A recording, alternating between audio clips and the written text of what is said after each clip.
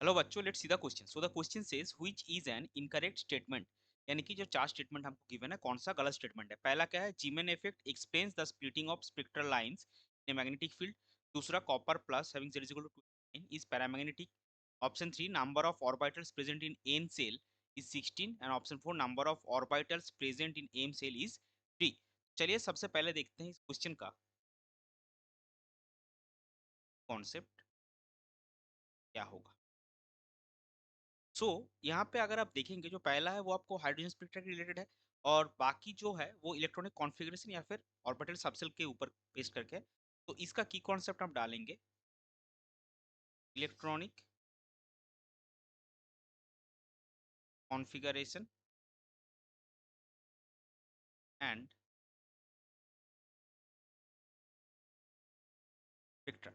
तो अभी देखिए यहाँ पे जो पहला स्टेटमेंट गिवन है ये आपका करेक्ट है, that is splitting of spectral lines in presence of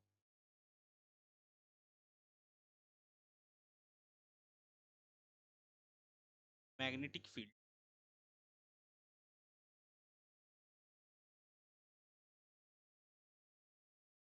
known as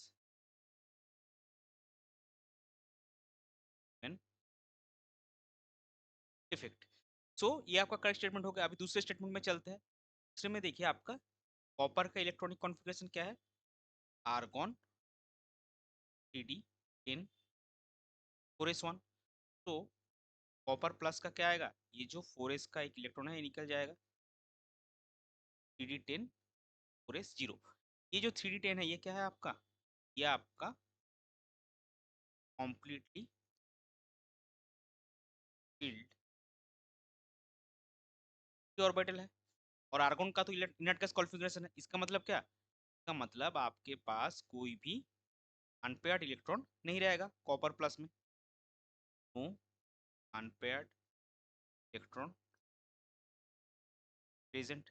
ये क्या होगा, ये स्पीसीज जो है ये आपका डायमैग्नेटिक हो जाएगा।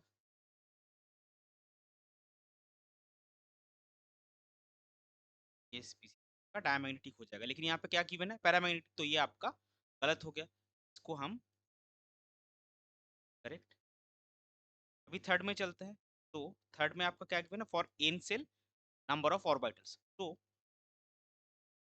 फॉर एन सेल आपका जो एन वैल्यू होगा, यानी कि प्रिंसिपल क्वांटम नंबर, इसका वैल्यू होगा 4। और नंबर ऑफ ऑर्बिटल्स क्या आता है, number of orbitals will be N square, यानी कि 4 स्क्वायर, यानी कि ये आएगा 16। तो ये भी आपका सही होगा, वही गिवन है। और चौथा क्या, number of subshells present in M shell. So for M shell N आपका 3 होगा। और नंबर ऑफ सबसेल क्या होता है, number of subshell equal to आपका एन के इक्वल होता है।